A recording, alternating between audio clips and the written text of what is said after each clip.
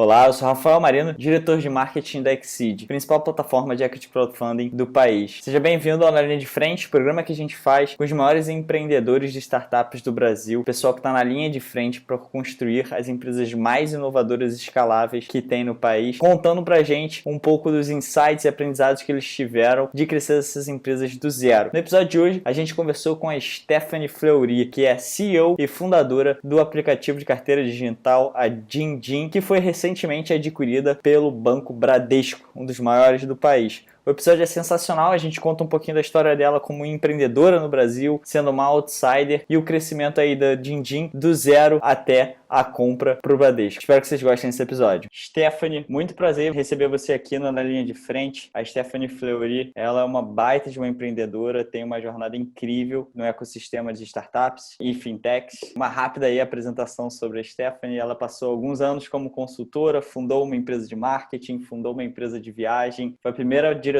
mulher da AB Fintechs, né, Associação Brasileira de Fintechs, e advisor na Sony Pictures, no Shark Tank, fundou a DinDin, que é a carteira digital, que foi o projeto de vida, né, da Stephanie, que foi adquirida recentemente pelo Bradesco. E, acima de tudo, é mulher, é empreendedora no ecossistema de tech, de startups. E aí a Stephanie foi ganhando notoriedade nacional ao ser premiada e representar o Brasil em uma competição de empresas e meios de pagamento da Visa, que eu também vou querer entrar em detalhes sobre isso, para mulheres empreendedoras. E ela está à frente ainda, né, nessa transição da DinDin, que foi fundada em 2016 e é um app que é uma carteira digital focada em inclusão financeira, como transferências, aí, sem necessidade de informações bancárias e todas essas burocracias. A ideia do aplicativo era fazer transações para contatos cadastrados no próprio celular, sem a burocracia dos grandes bancos, funcionando tipo como se fosse um PayPal, né? Replicando aí um modelo de uma startup super conhecida lá fora, que foi comprada até pelo PayPal, que é a Vimo. Stephanie, muito prazer novamente ter você aqui no programa. Conta um pouquinho aí sobre você, por que você criou a DinDin. Obrigado, Rafa. Obrigada pelo convite. Acho importante realmente a gente contar as histórias para as pessoas se inspirarem. Atrás de uma história de sucesso existe uma sucessão de histórias não tão fáceis, né? Aliás, muito pelo contrário, bastante difíceis. Então, acho que estou aqui também para dividir um pouco, não só do final feliz, que na verdade é um recomeço também, mas para falar um pouco de todo o processo, né? Foi uma ótima introdução aí, né? Que você deu um belo do resumo da minha carreira, mas da minha vida. Eu construí minha carreira, na verdade, em telecom. Foram 10 anos, na TIM, depois eu fui para Oi, depois eu fui para Jamaica como consultora de um grupo de telefonia do Caribe, depois do Pacífico e tudo mais. Minha vida até bem antes e depois assim da Jamaica enquanto profissional. Ali eu tive meu primeiro contato, não necessariamente startup, mas o mindset de startup, né? Que a minha área era uma business unit que chamava roaming, né? International roaming. Hoje em dia isso é muito fácil, né? Pega o seu telefone e vai para fora e fala. Isso há 15 anos atrás, que foi quando eu fui, não era tão trivial assim, né? Os acordos de roaming precisavam acontecer e tudo mais. Então era uma unidade de negócios que conversava com muitas áreas da empresa. Então, de certa forma, eu brinco que isso me preparou para ser CEO, né? Para ser CEO, você não pode só olhar uma coisa, você precisa olhar, entender o impacto daquela área ou daquele produto, daquele problema, enfim, daquele preço. É tipo muita coisa impacta todas as áreas da empresa. Então, eu acho que no começo da minha carreira, de certa forma, me preparou para onde eu fui triunfar, vamos dizer assim, depois, né? Enfim, e lá eu cheguei, tinha 8 operações e eu saí, tinha 23, né? Operações é países com um home internacional ativo e funcionando. Então, eu brinco que foi uma startup por mês ali, né? E era justo isso, essa pegada de fazer acontecer, mão na massa, gerencia, tem conflitos de tudo quanto é lado, tinha conflitos de fuso horário, de time, de cultura e tudo mais. Então, foi bem interessante, assim, para me formar uma profissional bastante preparada, né, para muitas coisas que eu não fazia nem a menor ideia do que vinham por aí, né. Então, depois da minha carreira de telecom, eu faço muita questão, Rafa, de dizer que, assim, eu sou uma outsider, eu não sou nem fim nem tech. Então, acho que o primeiro recado disso tudo aí é que é possível, entendeu? A gente que, de certa forma, então eu tive a carreira executiva, mas daí eu comecei a empreender em outras coisas, como, por exemplo, você citou a minha agência de marketing, que era marketing, eventos, e depois um pouco ali na coisa de turismo, você acaba vivenciando os problemas, né? Então, não sou aquela fundadora de fintech que saiu do mercado financeiro, que já conhecia as entranhas e então falou, bom, ok, eu consigo fazer um produto melhor porque eu já conheço tudo. Era não, eu conhecia o problema e as entranhas do problema. E então eu queria construir alguma coisa. É claro que começou com um tipo de problema, tinha problemas na pessoa física e na jurídica, né? Então começou ali, justo, me embasei bastante ali no aplicativo no Venmo, nos Estados Unidos. E eu li outro dia, quando o nome da sua empresa vira verbo ou adjetivo, é porque você fez direitinho. E lá realmente era isso, assim, o Venmo virou um verbo, né? Just Venmo me, né? Assim, então fazer uma transferência nos Estados Unidos virou Venmo me. Me manda um Venmo, me manda dinheiro pelo Venmo. E ali era uma rede social de pagamentos e tudo mais, e cobranças, né, em especial. E eu sempre fui uma pessoa que organizava muita coisa para todo mundo, show, viagens e tudo mais. Eu sempre tinha que ficar cobrando aquelas pessoas, identificando o pagamento delas no meu extrato, 1 centavo, 2 centavos, 3 centavos a mais para poder identificar que aquele depósito veio daquela pessoa. Quem é das antigas vai se reconhecer aí nessa história. Então eu tinha esse tipo de dor, né? Que eu brincava no começo, falei, bom, se o din-din existir só para mim já tá bom, porque ele resolve tanto meu problema que tá tudo bem. Mas aí é isso, né? Assim, por mais que esse problema exista e é sempre bom você ter uma maneira muito fácil de pagar e cobrar amigos, familiares, etc., ou até clientes, né? Hoje em dia, uma pessoa, ela tá cada vez mais multifacetada. Você pode ser fundador de uma empresa e gostar de dar consultoria de alguma coisa. Você tem alguém que é analista de marketing e gosta de fazer alguma coisa manual ali, ganha seu dinheiro, a sua renda extra, né? Então, essas maneiras de você conseguir cobrar e pagar sendo facilitadas realmente fazia bastante sentido. Só que aí, Rafa, o que a gente descobriu logo depois que a gente lançou foi que o buraco aqui era mais embaixo, sabe? Tipo, nos Estados Unidos, enquanto todo mundo é bancarizado ou tem cartão de crédito e tudo mais, lá era porque era caro, né? Além de burocrático, para você fazer uma wire transfer, tipo, era $15 para enviar, 15 para quem recebe também. Isso continua até hoje em alguns grandes bancos lá. Então, assim, existia um problema muito grave, mas não era da bancarização. Então, quando a gente chegou aqui, tropicalizou todos os problemas de se tropicalizar um produto, principalmente financeiro, porque a gente tem um arcabouço aí, né? O parcelamento, adiantamento, adquirente. Então, assim, lá era fácil praticar o preço que eles praticavam e entregar o dinheiro na mesma hora. Aqui você tem todas essas problemáticas, o custo do dinheiro no tempo e tudo mais, e ainda tem uma comunidade de fraudadores que aí quase tão campeão mundial quanto a nossa seleção de futebol, né? Assim, é complicado, não é fácil. Não estou dizendo que nos Estados Unidos não tenha, mas realmente nós somos ali com o México pau a pau. Então, quando a gente olhou, bom, o que dentro dessa conjuntura, e aí sim, o fato de ser outsider pesa, porque eu não conhecia as entranhas, eu fui conhecendo enquanto literalmente ali o avião decolou, óbvio, estudei muito antes de decolar, enquanto estava construindo, mas você vai construindo, você está olhando um monte de coisa, mas é só na hora que decola que você vê que, pô, tem comida suficiente para todo mundo no avião, tem um kit de primeiro socorro se acontece alguma coisa, e aquela asa que não está direito. E aí você vai e você realmente é muito engolido por isso. Então eu tive que estudar o dobro, porque existiam pessoas mais preparadas do ponto de vista de como realmente você tem que tentar entender todos os players, quem contrata, o que melhor contrata, o que falta ali. Então, tipo, isso exige um pouco mais de preparo de estudo. Minha segunda dica aí é que, assim, é possível você vir de outra empresa, de outro setor, de outra indústria e construir algo inovador fora, mas vai te exigir muito mais preparo e estudo. E estudo, Rafa, a gente vira e mexe, brinca, mas aonde você estudava se não existe uma faculdade, né, de startup, de fintech?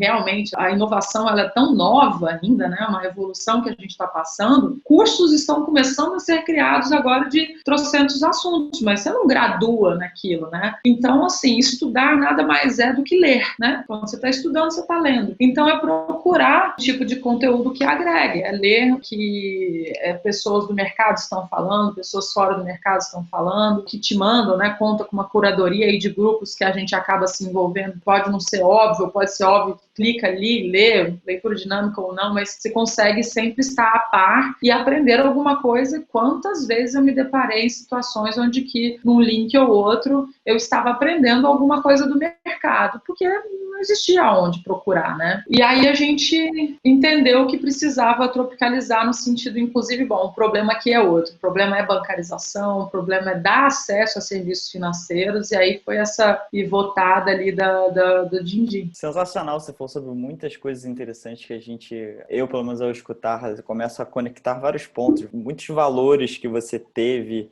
e aprendizados de vida que moldaram seu caráter empreendedora. Agora eu queria puxar esse gancho que você fala como outsider, que pode ser muitas vezes bom, né? Porque você não sabe o que está por vir e você tem talvez aquela ingenuidade, digamos assim, por ser um outsider e não conhecer as entranhas. A gente vai falar bastante sobre a Din-Din, sobre essa questão da tropicalização. Um assunto que eu sempre tento puxar ao máximo aqui, principalmente quando eu converso com mulheres empreendedoras, mulheres de sucesso empreendedoras. Além de ser outsider, você tem outros obstáculos, né? Além de não ter vindo do fim, além de não ter vindo do tech, você tem outros obstáculos. E aí, por exemplo, estava vendo que estudo de uma das maiores consultorias do mundo, da Bain Company, que foi feito com o LinkedIn no ano passado, apontou que basicamente você faz parte de um grupo aí de 3% de mulheres que comandam organizações no país. E além disso, também tem um estudo da Dom Cabral que também aponta que 25% das startups acabam em um tempo menor ou igual a um ano. Ou seja, o desafio é tremendo. Você não vinha de fim, você não vinha de tech, você é mulher no mercado de financeiro e você é mulher no mercado, num ecossistema de startups e tecnologia que tem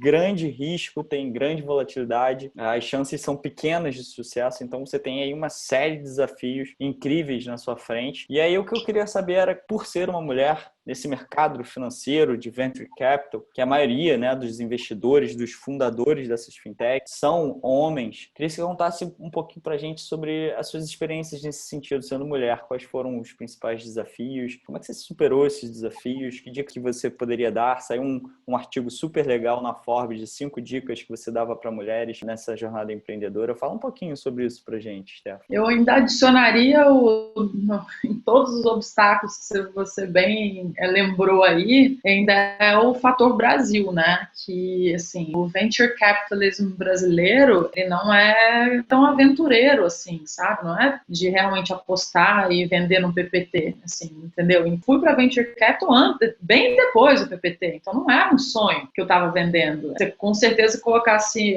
um homem ao meu lado com um sonho, é muito capaz dele ter conseguido, do que eu com um produto pronto na rua. E eu tô falando assim, do mesmo projeto não dá para dizer, não é que nem não existiu, só não tinha o mesmo nome, mas existia a mesma coisa e eu olhava para o lado e falava, gente, mas o meu tá pronto, eu não tô vendendo um sonho, é um produto que, pô, tá ali e tal, vendo homens recebendo dinheiro pela praticamente a mesma coisa, é muito, muito dolorido. Eu lembro de uma ocasião onde estava num grupo de empreendedores e tal, e depois, né, no pós-evento e tal, eu fui dividir com um homem, um amigo, enfim, estávamos na mesma situação ali, fui dividir o fato de que eu tinha sido, de certa forma, criticada pelo fato de ter feito bootstrapping. E ele também tinha feito bootstrapping e ele foi elogiado. Qual é a diferença? Tipo, eu fui criticada, fui no sentido assim, e aí, que investimento você captou? Eu falei, não, eu investi o dinheiro de toda a minha vida nesse projeto. Tipo, skin in the game, entendeu? Eu tô postando tudo. Ah, mas só você acreditou? Você não conseguiu o investimento de ninguém? Eu falei, não, eu estou dizendo, inclusive, que todo o dinheiro da minha carreira está aqui, então você não vai achar ninguém tão comprometido quanto eu em fazer isso dar certo. E no outro lado, na sala ao lado, o cara que também tinha feito bootstrapping, ele tomou um baita de um elogio, dizendo, nossa, você pegou todo o dinheiro da sua vida e colocou aí. Nem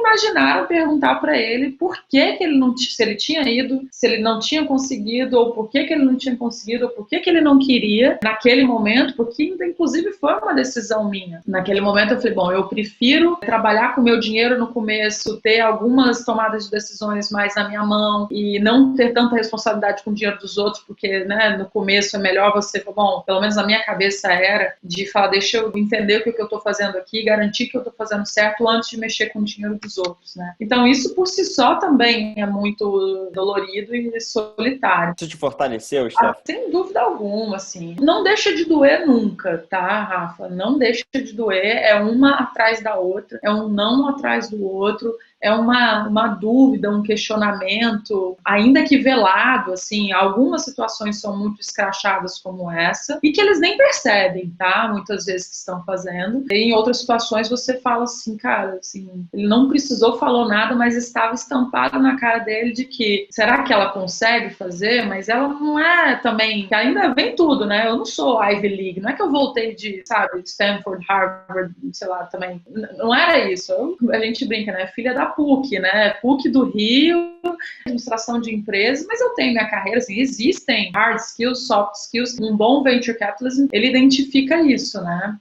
E aí eu acho que foi bom, o crowdfunding, ele pinta, com o equity crowdfunding, ele pinta como uma alternativa muito positiva nesse momento onde você acredita no negócio, tem mercado, tem tração e você quer poder rodar ali em uma situação onde, inclusive, você não quer tanta pressão, né, de investidores de VCs que vão exercer realmente uma pressão, em alguns momentos controle, em alguns momentos bússola também, tudo mais, né? Então, acho que uma das coisas positivas que no crowdfunding que a gente achou foi isso, assim, bom, é um dinheiro, assim, e a Quackseed realmente foi muito rápido, acho que a gente bateu alguns recordes aí com vocês também, né? Sim. Na época foi recorde, então mais uma coisa aí que a gente se orgulha. E a primeira mulher também, enfim, foi uma tomada de decisão muito certa na época, assim, sabe? E como é que você traduziu isso, esses desafios que estavam vindo na sua frente, esses obstáculos, essas experiências que você estava vendo, que com certeza, assim como você, muitas outras mulheres, principalmente estão tentando nesse mercado, também enfrentam. Como é que você traduziu isso em vantagem para você? Que dica você daria para as mulheres que estão te ouvindo agora, para os homens que estão te ouvindo agora, que acho que existe muita ignorância também nesse aspecto? Que dica você daria? Rafael, eu estaria mentindo se te falar que eu fiz um plano, sabe, todo, assim, a gente trabalhou, foi o que a gente fez, entendeu? E a gente trabalhou com aquele dinheiro, assim, como se ele fosse o último que a gente fosse conseguir. Então, assim, não existiu uma rasgação de dinheiro, não existiu uma construção de uma coisa que não pudesse ser feita. Então, até brinco que vieram percalços depois, inclusive a própria pandemia, a gente já estava tão acostumado a gerenciar um budget pequeno, primeiro porque durante 2 anos foi dinheiro meu, então não existia oba-oba, entendeu? Não tinha dessa. Então, quando entrou o dinheiro, assim, os nossos investidores, eu acho que têm certeza absoluta que não teve R$1 que foi pro ralo, entendeu? Porque a gente era muito consciente daquilo que a gente estava fazendo. Então, assim, te confesso que a única coisa que eu posso te dizer é que a gente trabalhou com aquele dinheiro como se fosse nosso, mesmo assim, sabe? Tipo, cuidar de cada detalhe, ter uma preocupação muito grande que normalmente em startup que recebe muito investimento, a galera vai começar a colher aí um pouco disso agora, que é sair contratando à torta direita, né? A gente contratava muito consciente. A minha outra época de empreendedora, que não era do mundo de startup, que era do brinco, né, do mundo real ali, de barriga no balcão, tipo loja e shopping eu cheguei a ter, sabe? E assim, você tem uma responsabilidade para com a vida daquela pessoa, que é mãe, que é pai, que precisa sustentar, enfim, a família, porque tem um avô, uma avó, enfim, ou que tem mãe, pai que dependem. Quando você tira alguém de algum lugar, traz para dentro da sua empresa, que é uma startup, que é uma empresa de risco, e que você não sabe o dia de amanhã, e o de amanhã, sei lá, passa 6 meses, tipo, a gente tinha consciência até nesse nível, entendeu? Eu falava, não, eu prefiro terceirizar algumas coisas para uma agência, ou para uma software house, ou para, sabe, uma consultoria, muito claro e direto, dizendo, olha, isso vai durar 3 meses e é só 3 meses. Então, esse tipo de consciência também da nossa responsabilidade para com a vida dos outros sempre foi muito forte, que eu trouxe isso para dentro e os meus sócios também acabaram entendendo e concordando muito com esse ponto. Bacana, então acho que a história que fica é uma história de resiliência, de austeridade, de manter o seu foco, independentemente se é uma mulher, acho que talvez principalmente se você é mulher, né, não aceitar um não como resposta, manter ali o foco no propósito da empresa mesmo, né? Tudo isso que você falou ajuda. Eu tive uma conversa até com a Roberta Vasconcelos, que é CEO da Beer Coffee, ela fala que precisa de mais exemplos, né? E acho que esse é o intuito até do programa aqui, de eu tentar ao máximo trazer mais mulheres e apresentar esses exemplos de mulheres que de fato foram lá, botaram a cara, e acho que isso tem um gancho com a primeira coisa que você falou. Você não era afim, você não era tech, você era outsider, e você tá aqui hoje, você teve um sucesso, um baita sucesso com a Dindim, o que mostra que dá para acontecer. Então você é mais um exemplo disso, e acho que isso tem que ficar para as mulheres que estão ouvindo a gente, que dá para fazer, dá para acontecer. Temos aqui a Stephanie provando que dá para fazer acontecer. E até um ponto, assim, tipo, acho que a gente carrega um peso maior de não só fazer acontecer, como se você estiver falando em startup, existe, né, a crítica ali, né, unicórnio versus zebras, etc. Eu fui muito sempre mais do speech da zebra ali, ou do camelo, enfim, não sei quem é familiar com qual animal aí, eu sei que o unicórnio todo mundo conhece, mas, assim, o crescimento sustentável, ele é o que vai longe. Nem todo mundo nasceu para ser um unicórnio. Você entra no zoológico, não tem, entendeu? Então, assim, o bicho da vida real não é o unicórnio, são poucos. Se você acha que tem a capacidade, o networking, dinheiro e etc. para ser um unicórnio, nascer para ser um unicórnio, tá tudo bem, mas acho que a gente está precisando muito também de startups da vida real, de verdade, que não vai ser unicórnio, não vai demorar 10 anos para dar lucro, mas, pô, vai dar lucro muito antes, vai conseguir impactar a vida de muita gente com perenidade, entendeu? Eu acho, inclusive, que isso é um dos fatores que chamaram a atenção dos players aí para essa aquisição, entendeu? Fantástico, esse exemplo aí se espalhe, que a gente veja mais zebras, mais camelos, muito mais do que unicórnios. Quanto mais zebras e camelos, potencialmente talvez mais unicórnios. O Brasil vem se destacando até nesse cenário, a gente vem produzindo bastante startup, principalmente a fintech, né? Um modelo que o mundo inteiro está olhando para a América Latina, para o Brasil. Os queridinhos, né? Justamente por conta do que você falou, Brasil e México, por exemplo, a gente tem assim, uma variação de tipos de serviços financeiros muito doidas entre si, cada um com as suas características, tem muita oportunidade, a desbancarização é enorme, né? No Brasil são mais de 50 milhões de brasileiros desbancarizados. É o país da oportunidade, né? Se você olhar pelo lado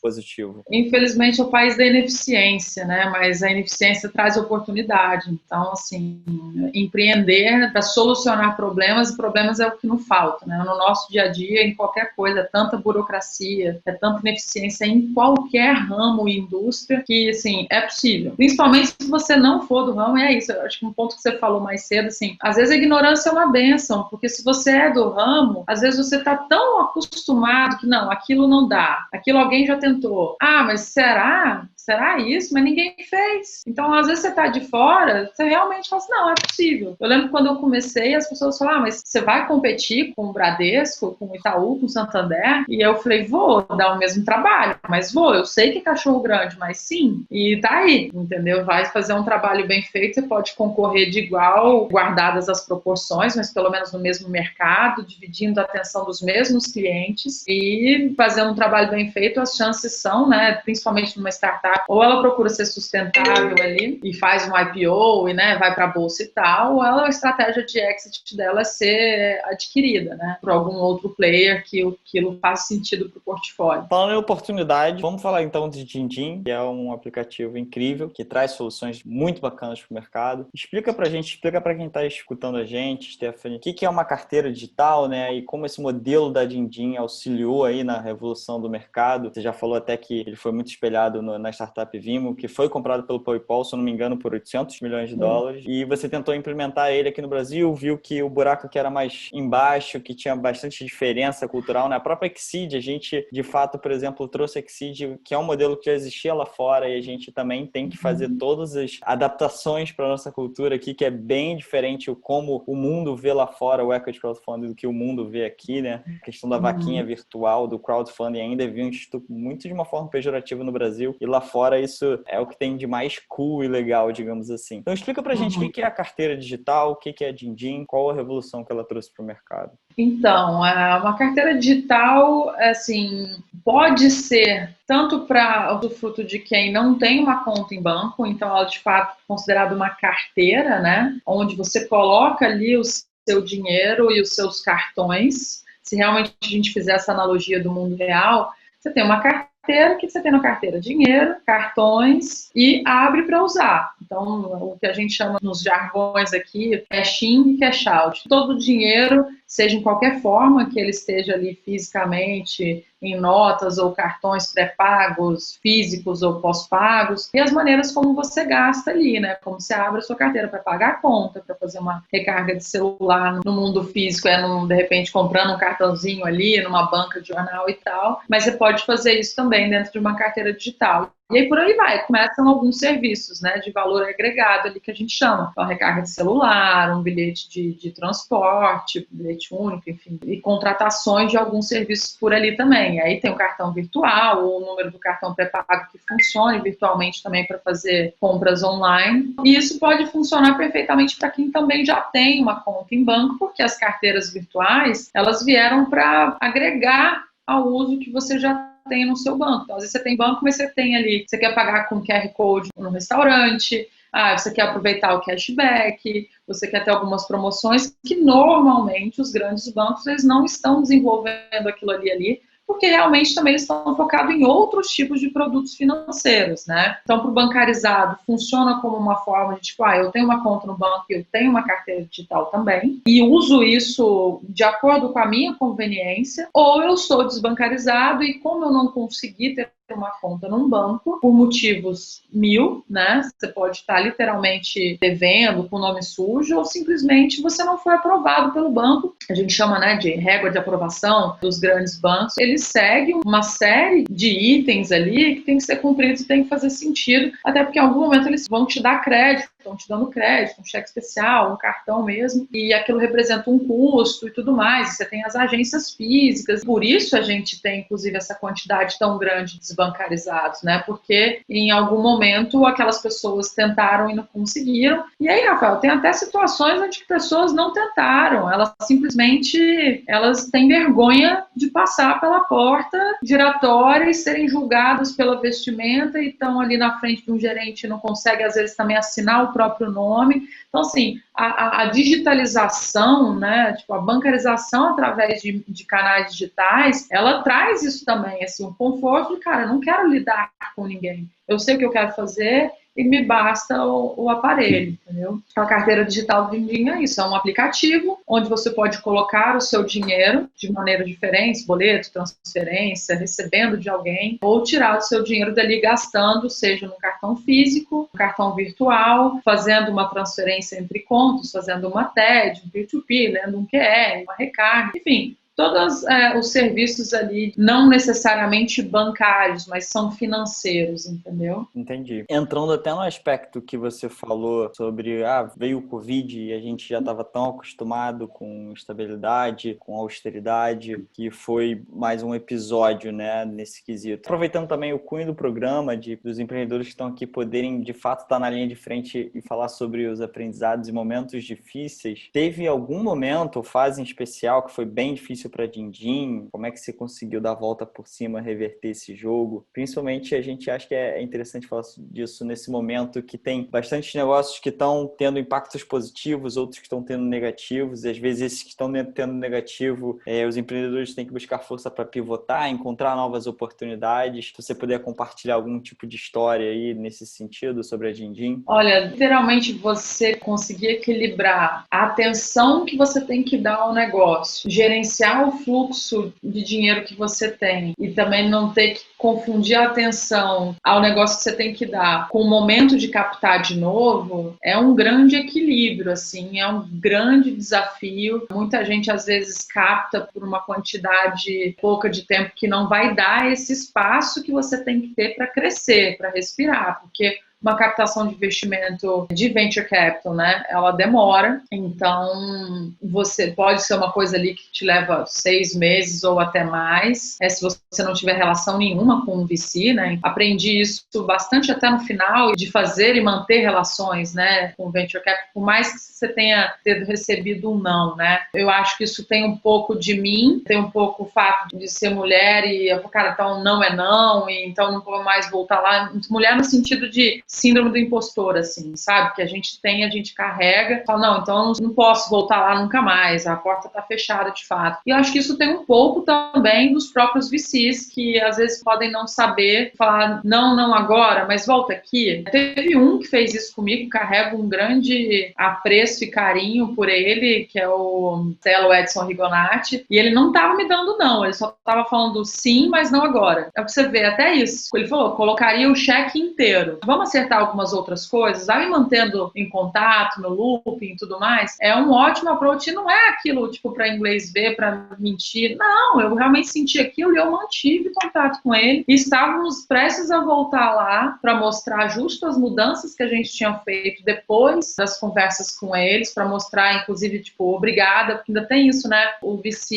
eu sei que não são todos, eu sei que todos têm o seu tempo, mas é justo isso. Tipo, se são VCs early stage, existe um dever, na minha opinião, deles educarem o mercado, os fundadores, os momentos, porque todos nós, todos os fundadores, eu ouço alguns podcasts e eu vejo gente que é unicórnio hoje que tomou não, entendeu? O próprio Airbnb, ele foi num grande VC e o cara falou, cara, você tá maluco que alguém vai abrir a sua casa para um estranho? E aí a gente vê o Airbnb hoje em dia aí. Né? Se esse cara, ele achava a ideia absurda, né? E de ideias absurdas nascem grandes unicórnios, mas se ninguém me conhecia, se eu era outsider, se eu não tinha carreira, não era Ivy League, né? Eu cansei realmente de receber feedbacks positivos quanto à minha postura, a minha independência, a vontade de fazer e ter feito, acontecido e tal, mas assim, acho que falta ainda as pessoas falam assim, tá, vamos construir, vamos ver o que falta, e não só aquela coisa assim do cheque, entendeu? Não adianta fazer isso só depois que você deu o cheque, não, então vamos construir e ajudar esse empreendedor. Claro que eu entendo que existe a limitação de tempo, não dá para ser pai e mãe de todo mundo e tal, mas eu, de todos esses VCs, só tem um que eu realmente vi esse tipo de postura em prol do ecossistema, sabe? Era independente. Tanto é que, por exemplo, estou aqui, fomos adquiridos pelo Grupo Bradesco, não fazemos parte do portfólio da Astela, mas ele me ajudou enquanto empreendedora. Inclusive isso, mantenha contato, entendeu? É claro que a porta tem que estar aberta, né? Mas, enfim, acho que faz parte de todos eles manterem a porta aberta, porque também tem isso, assim, se a gente recebe um não, a gente recebe vários não, mas a dor de cotovelo que o outro lado também sente de não ter investido numa startup que depois virou unicórnio é gigante. O fato da gente sempre ser o lado mais fraco da mesa, em algum momento essa mesa vira.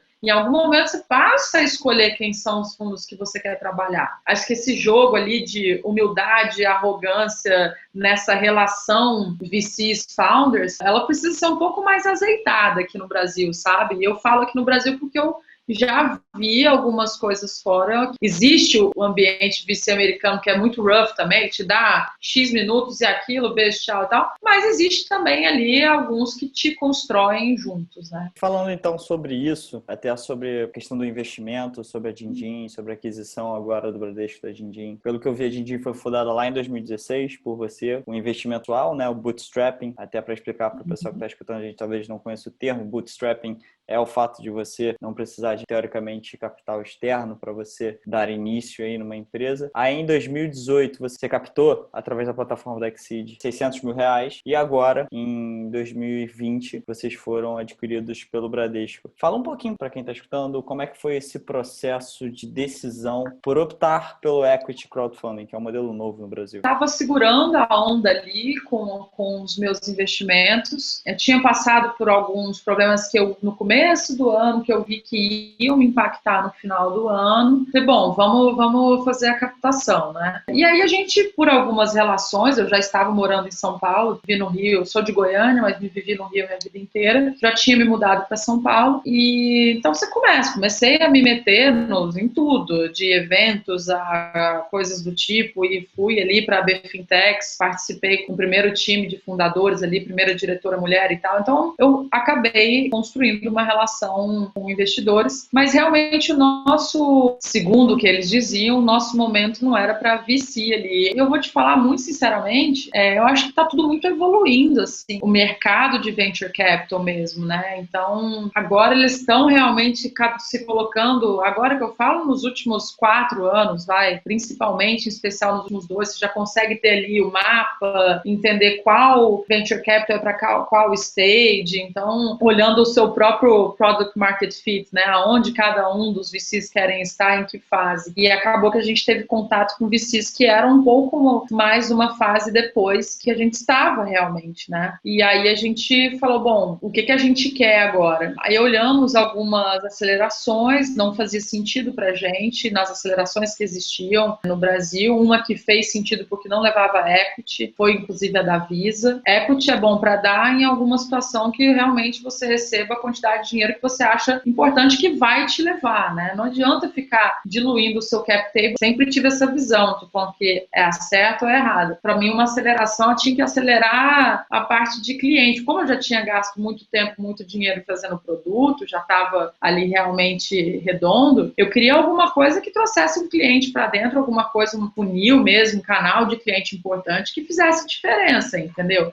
Isso para mim é acelerar. Então eu não preciso gastar muito tempo, muito dinheiro para fazer aquela aquisição se eu vou ter uma aceleração nisso. Que eu acho que até o formato que as corporate ventures, inclusive o Bradesco e Nova Bra, tal, consegue fazer isso, né? O tipo de aceleração que as startups, em especial no Brasil, que não são derramados muitos milhões de reais quando você está no começo, o que importa ali é ter um cliente que vai te provar, um cliente grande e tudo mais. E aí a gente falou, bom, a gente ainda era B2C, não era B2B, a gente fez um pouco B2B2C, né? A gente ainda não atendia clientes e tal. E a gente falou, bom, quais são as opções que tem? E dentre as opções que tinha, trazer também o peso de que, bom, antes era só a Stephanie que acreditava. E agora que são mais não sei quantas, no nosso caso foram algumas dezenas de pessoas. Mas poder falar isso também, entendeu? Não foi só eu que acreditei, não foi só um VC, foram várias pessoas. O fator de ser rápido, realmente foi muito rápido, superou todas as nossas expectativas. E isso tem um valor muito grande, porque justo aquilo, a última coisa que você quer é desfocar do que você deveria estar focando, que é no seu business, e não necessariamente somente na captação, né? Claro, foi um processo, existiu um processo demorado, mas acho que é até um fato muito relevante aí da Exceed, que nos preparou, inclusive, para esse momento agora, que é assim, passar por uma due diligence de uma aquisição é um processo que nem todo mundo consegue passar ileso, né? E o fato de lá atrás, quando a gente começou as conversas com a Exceed, existiu uma due diligence também. A gente já nasceu SA, acho que inclusive a gente foi a única, não sei se até agora a única SA a captar com vocês, então existiu aprendizado dos dois lados, os contratos foram diferentes e tudo mais para comportar isso, mas isso já significou que a gente já nasceu muito estruturado, muito preparado do ponto de vista burocrático e imagina, balanços e etc, entendeu? Foi um ponto muito positivo, assim, que agora, sabe, para captação. E na nutshell, assim, resumindo, existem momentos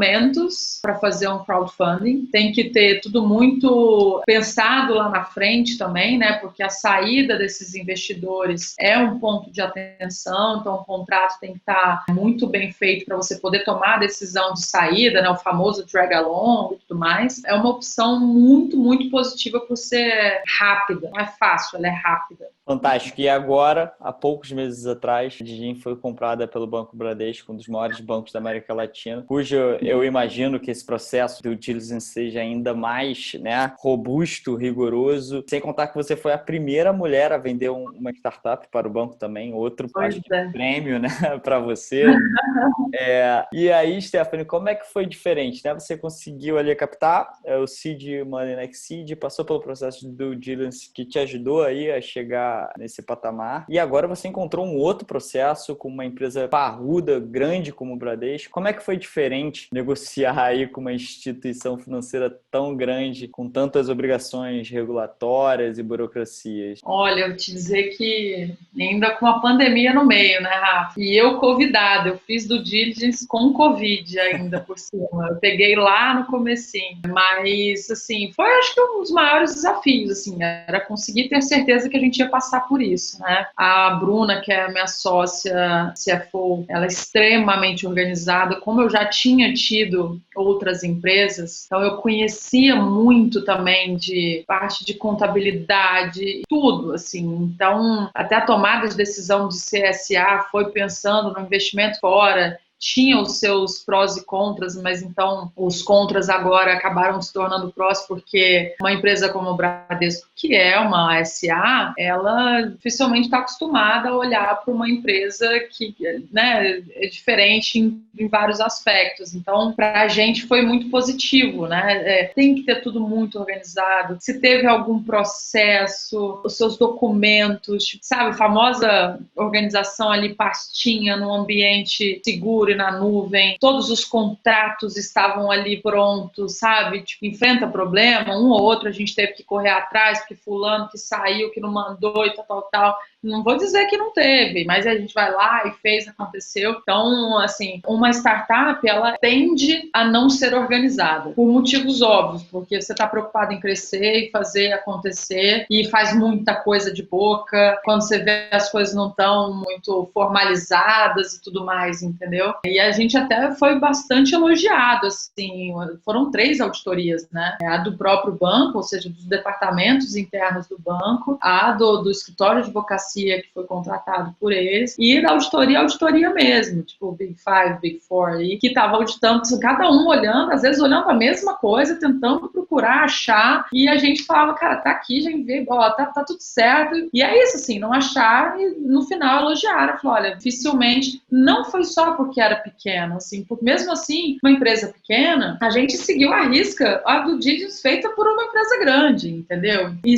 ter tudo muito organizado, não ter passado por problemas durante esses 4 anos, foi o que fez com que fosse rápido, e ainda assim demorou 9 meses, do namoro até a assinatura ali, e ainda assim estamos esperando a aprovação do Banco Central, né? Não teve que ir para o CAD, por motivos óbvios, somos pequenos, enfim, não influencia na concorrência, mas ali estamos esperando o acordo do banco, o de acordo do Banco Central para formalizar, hora inclusive que fecha o ciclo com os investidores que vieram via Exceed, que já estão obviamente comunicados, mas está todo mundo ali ansioso, né? Mas e o dinheiro e tal, quando vem? Então, a gente ali ainda está na expectativa. Existem alguns momentos, né, de comemoração. Então, ali do namoro, bom, negociação que é difícil, sim. Tem que escolher as brigas igual tudo. Então, respondendo um pouco a tua pergunta de como é negociar com um grande banco, acho que você tem que definir o que você quer, bom, o que é não negociável, o que é negociável, qual briga que vai comprar e etc. E é até o final, Rafael, até o último dia, você achou que você negociou tudo, estar muito bem assessorado por um escritório de advocacia é, assim, fundamental, essencial, não existe não fazer, inclusive desde o começo. O acordo de acionista, inclusive com o contrato, por exemplo, que vem aí de vocês, mas nessa fase estar bem assessorado é o que faz toda a diferença, fez toda a diferença pra gente, ao ponto de você falar assim, bom, foi um bom contrato, sabe assim? Justo, foi bom para todo mundo, estamos felizes, e isso que dá a paz para você assinar. Esse ponto de advogado até um ponto. Outro dia eu estava conversando até com o nosso CEO, Greg, né? E ele falou, cara, isso eu vejo muita diferença entre bons empreendedores e empreendedores que eu sei que não vão muito adiante. São o quanto eles gastam tanto em tempo quanto dinheiro com advogado, principalmente desde o começo, porque isso vai ditar a empresa por muito tempo e isso faz um total sentido. É o tipo de gasto e custo que tem que equalizar com o investimento que você tem, com as finanças da empresa, mas, cara, não ter medo de saber que isso é um fator muito importante desde o início da empresa, até na constituição de como é que vai ser isso em relação aos sócios. A gente vê vários casos de empreendedores que fizeram isso de forma mal feita e depois tiveram muitos problemas na sociedade. Até conversando com o Eduardo Bayer, por exemplo, da Dog Hero, que acabou também de ser comprada, né? Ele falando que para ele, desde o início, o contrato entre sócios tem que ser por vesting. Não existe essa questão de o sócio ter aquela ação ali definitiva, né? Porque muita coisa pode acontecer e acontece de fato. Aconteceu com a gente também. Eu tinha uma sócia fundadora e ela, por motivos pessoais, casou e mudou para fora do país. E é isso, assim, é porque a gente estava com as coisas estruturadas e a gente conseguiu passar por aquilo, né? E então, isso realmente tem que estar muito bem costurado antes, porque na hora que dá problema, e na hora que você não tem dinheiro envolvido, já é problema. Aí na hora que você coloca dinheiro envolvido, dinheiro grande, isso multiplica a tua também um problema. E assim, os acordos de cada investidor que entra também. Então, se você faz, por exemplo, via Exceed, é um contrato que vale para todo mundo, é ótimo, porque é um padrão que vale para 40, 50, 100 pessoas. Você está fechando com um investidor anjo, diferente, uma nota conversível, etc. Como que ele entra, como especialmente ele sai. Ah, mas eu quero X vezes o investimento que eu coloquei. Ok, mas quem decide sou eu. Até numa conversa, inclusive com o Greg, a gente falava muito disso também. Cara, assim, eu fundei a empresa, eu coloquei todo o dinheiro do mundo ali e tal. A decisão de vender precisa ser minha. A gente aprecia muito o investimento de quem coloca X mil reais na sua empresa, mas a decisão do que fazer com ela, porque no dia a dia quem tá lá é a gente, né, Rafa? A gente sabe quantas horas de sono a gente não dorme, quantos salários você não recebe, e salário defasado, e quantos convites de headhunter o tempo todo no LinkedIn ficam fazendo. E aí, como tá aí? Ah, mas tá aqui pra você ganhar não sei quanto, e no pacote XYZ, e você ter que ter pulso firme para dizer não, tá tudo bem. Não tá tudo bem. Só que você tem que falar, não, tá tudo bem, vai dar tudo certo, não quero parar agora, não quero desistir agora, mas é ali, ó, é o tempo todo, entendeu? As pessoas também te cercando. Então, no final do dia, só você sabe, né? Então, assim, a decisão realmente estar nas suas mãos e do fundador, dos fundadores, das fundadoras, enfim, um consenso também entre os sócios do que fazer, quando fazer, como fazer, né? Então, isso é crucial, porque isso impede muita gente de fazer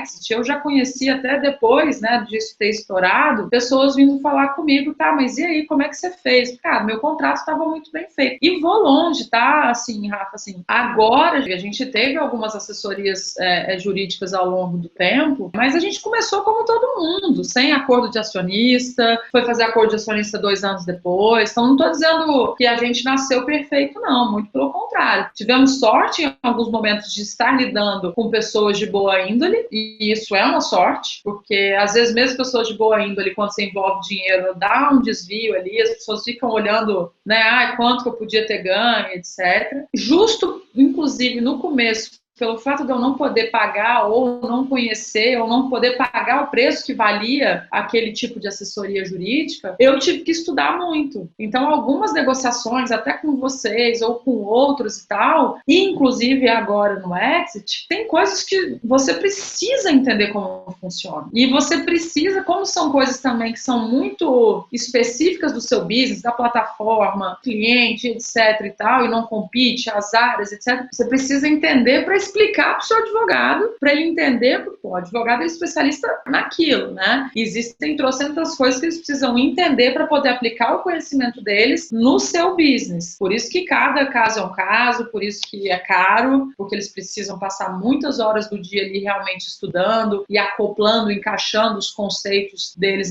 no seu negócio. Então, eu consigo te dizer que as trocentas páginas do meu contrato, eu entendo cada parágrafo delas, porque eu tive que estudar e garantir que estava sendo bem feito, porque também tem isso, assim, é uma venda, mas existem várias coisas ao longo do tempo, né, assim, você não fica 100% livre no dia zero, existem compromissos, existem várias coisas que você precisa garantir que vai cumprir e que você também está assinando uma coisa que não vai contra tudo que você já construiu, né, então é importante contar com uma boa assessoria e ler cada parágrafo, é um juridiquês, não é natural mesmo o entendimento, mas é pedir para explicar. Vai pagar horas por isso, mas me explica esse parágrafo aqui, tal. Não entendi. É isso, e aí você, inclusive, às vezes fala assim, não, realmente, ainda bem que eu perguntei. Tem outros que você se repete e outros que você aprende e fala, ainda bem que eu perguntei, tipo, stay foolish, sabe? Tipo, mesmo, não sei mesmo, vou perguntar quantas vezes forem necessárias para eu entender. Eu entendi? Então tá, vamos passar a página. E é isso, preparada para qualquer tipo, né, de contrato depois. E sobre esse exit, Stephanie, que valores específicos, assim, você acha que o Bradesco enxergou na Didim para fazer essa aquisição? Até porque muitos empreendedores que escutam a gente, obviamente, acho que o exit é uma das maiores possibilidades, né? Você tem o exit, tem ir para IPO, enfim, mas o exit é uma grande oportunidade para o empreendedor. Muitas vezes empreendedores sonham em negociar um exit. Que valores você acha que o Bradesco viu na Didim? Como é que isso essa aquisição da Didin se encaixava na estratégia aí do banco? Olha, Rafa, eu não posso falar muito em nome do banco. Esse papo até eu quero ter mais a fundo, assim. Depois que tudo acontece, você fala, não, durante a negociação tem coisas que você não pergunta, tem coisas na negociação durante que tem coisas que não são faladas, e depois você fala, cara, queria agora que já tá tudo certo, né, ouvir mais. Mas o que eu posso te dizer que eu acho é a gente ter construído uma coisa relevante, que faz sentido, ou seja, mercado tem, tanto é que a gente foi comprado pelo Bits, que é do Bradesco, que é uma carteira digital, ou seja, o banco tomar a decisão de construir um novo negócio dentro de um mercado que é relevante. Então é isso, assim, tem que ter relevância o mercado, então eles viram isso, viram o fato de que a gente passou pela zona da morte, né, o Vale da Morte, então isso por si só mostra muita coisa nossa, resiliência, criatividade, olho no cliente, na experiência, mas no fluxo financeiro também, porque banco, todas as empresas nascem para dar lucro, beleza, tira as startups que nascem durante um bom tempo para não dar lucro, é o modelo de negócios dela. Mas se você pega, tipo, empresas tradicionais, você coloca banco, eles vivem literalmente, né? Assim, não existe a história de criar um produto que não vai dar lucro, né? Não faz muito sentido. Então, o fato de que a gente, e a nossa maneira de gerir a empresa era assim, se o dinheiro acabar, eu estou fazendo dinheiro, entendeu? Então eu não vou morrer porque o dinheiro acabou, não vou morrer porque o mercado não tem, e eu não vou morrer porque eu não vou deixar o dinheiro acabar de alguma forma. Eu vou vender, vou construir uma nova linha de negócio, e foi muito o que a gente fez. A gente foi se reinventando para stay alive, entendeu? A gente precisava ficar vivo, porque a gente já tinha achado o caminho das pedras, mas agora precisava ficar vivo mesmo, e fazer uma outra rodada de alguma forma, etc e tal. E know-how, né? O know-how realmente de carteira digital, de uma coisa que é muito nova, você tem em poucos, e a gente ali durante as negociações a gente mostrou que a gente seria de bastante valor para a empresa, porque a gente já tinha passado por vários problemas e cortaria vários caminhos ao longo disso, porque de fato o Bits nasceu, já existem concorrentes e tudo mais, então eles ficam sempre olhando, e eles, aí eu falo, as empresas com muito dinheiro que estariam comprando, eles ficam sempre olhando, bom, um novo mercado. O PayPal comprou o Venmo porque eles sabiam, entre outras coisas, é óbvio, né? Mas muito do que foi falado era, eles estavam olhando para o mercado e vendo que os clientes deles estavam envelhecendo, e os novos clientes não consideravam o PayPal como uma opção para transferência de dinheiro. Então eles olharam para o mercado e falaram, bom, olhando para o futuro, quem que vai usar? Quem que eu preciso atingir? Essas pessoas que em algum momento vão usar. Ah, mas o que elas usam? Venmo. Não, então traz o Venmo para dentro. Daí eles trouxeram o Venmo para dentro do PayPal mesmo, como forma de pagamento, e fizeram o que deve ser feito, né? Mas é isso, então eles olharam um público. Então as empresas podem estar olhando um público, pode estar olhando o produto para portfólio, pode estar olhando do time, pode estar olhando transformação digital. E aí, para encerrar, eu acho que, além de tudo também, eles estavam olhando a cultura, o mindset de startup. É a primeiríssima vez que o banco monta uma iniciativa que não nasce dentro do banco, então é uma outra empresa, vindo gente do mercado, não é 100% de pessoas vindo do Bradesco, então muito pelo contrário. Então, isso por si só, como até já foi falado assim, é uma transformação digital de vir de fora para dentro, assim, para eles, né? Para a gente trazer essa agilidade, esse mindset de inovação, de transformação, foco no cliente, experiência do usuário e tudo mais que as startups precisam ter no DNA para sobreviverem, para fazerem algo diferente, né? Eu acho que é um conjunto. Entendi. E aproveitando até o que você falou sobre a questão do know-how, né? E talvez considerando você uma super especialista hoje em dia, assim, no quesito fintech, financeiro, tecnologia. A gente está vendo esse ano, né? Tá efervescente. Por mais que tenha tido o Covid, o mercado de M&A, de compra, de fusões, está super aquecido. E aproveitando essa questão de fintechs, que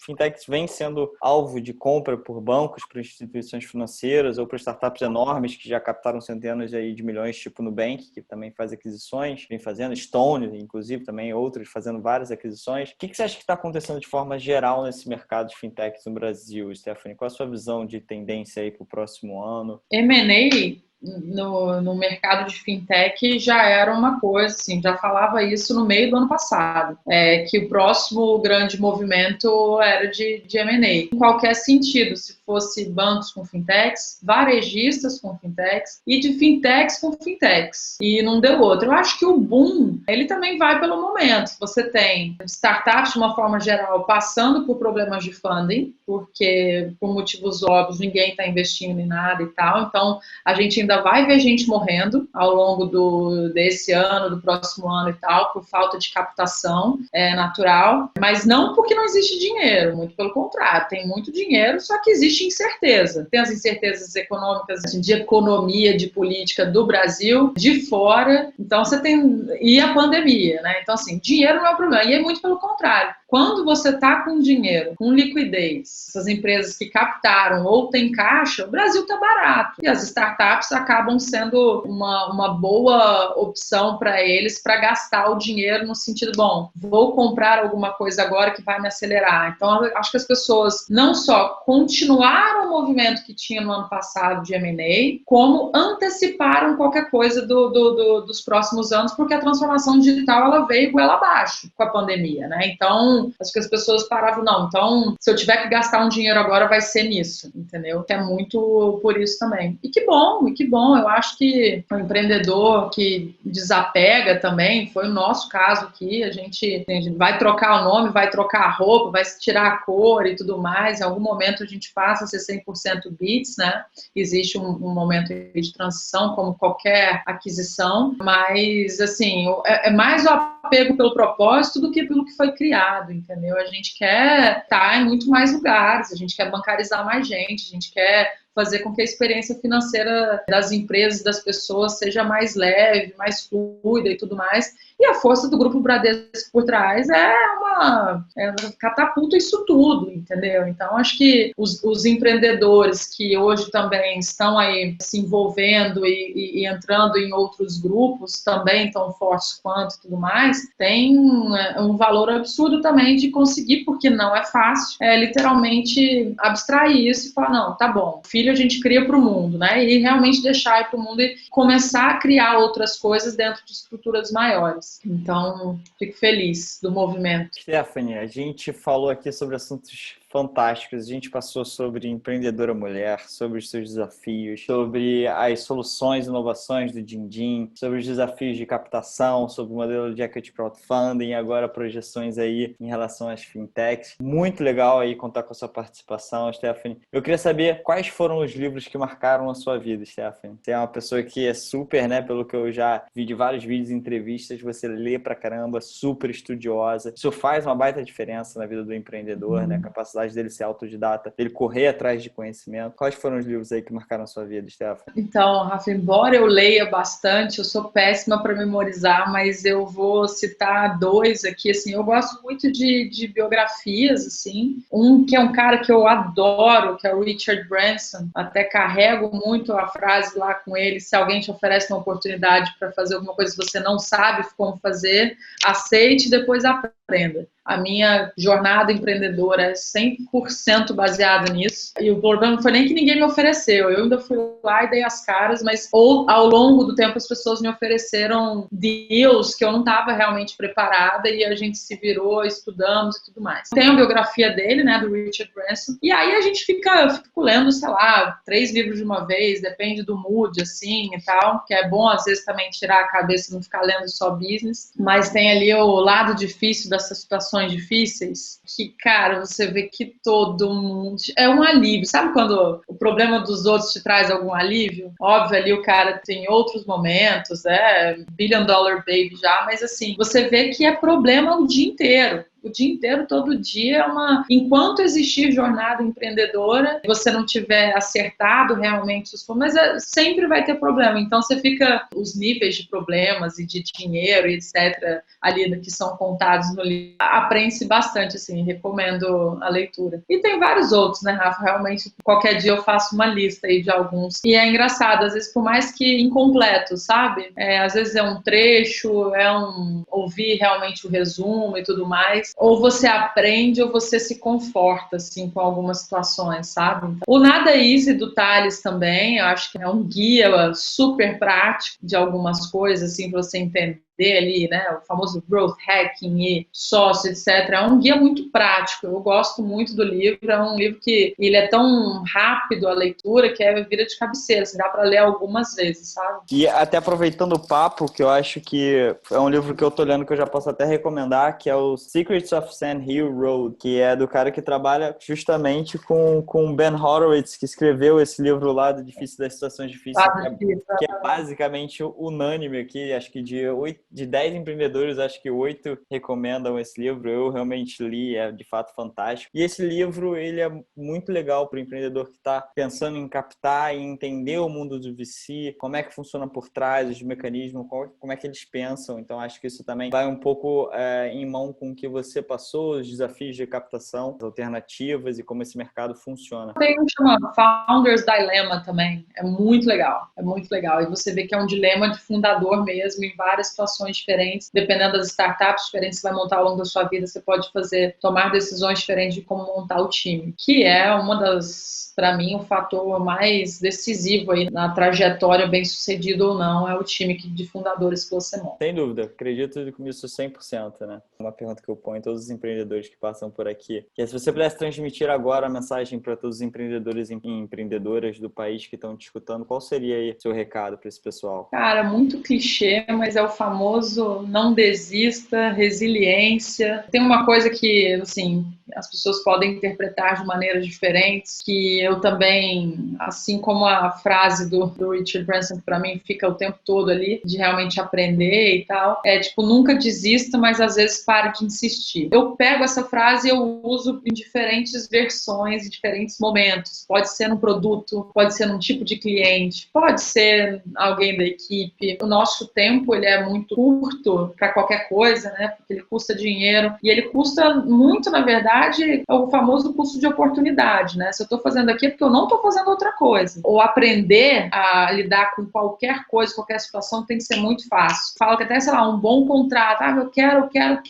aquele cliente que faz sentido e tal, e você luta até o final, assim, bom, eu fiz o que eu pude, eu fui até o final, né? Eu não desisti, mas eu também não vou insistir. E aí vem coisas mais espirituais também, que às vezes é um livramento, às vezes vem coisa melhor, às vezes o que você tinha que aprender ali era o processo e não necessariamente aquele fim, né? E é incrível porque realmente isso acontece muito. Então, é o famoso não desista, resiliência e tal, e vai atrás e corre, aprende, pergunta, estuda. Eu olho muito para fora, tô tentando resumir muita dica aqui, né? Eu olho muito para fora, o mercado de fora, eu fico o tempo inteiro lendo o que está acontecendo lá fora, de produto, de mercado, de estratégia de aquisição e etc. E networking, Rafa, assim, eu acho que o networking que a gente monta o tempo inteiro, e é um networking, na verdade, assim, eu sempre fiz muito giving, né? Porque em algum momento aquilo volta. E não deu outro, sabe? Você vai num café, aquele café não vai te adiantar nada ali aquela hora, mas se alguém quer marcar um café com você, claro, cabendo na agenda, não desfocando e tudo mais, mas porque em algum momento você vai poder precisar de alguma outra pessoa, tem nada a ver com aquele, mas é o famoso, você joga pro universo e volta, né? Mas o networking de uma forma geral mesmo, assim, sabe? Tipo, conhecer pessoas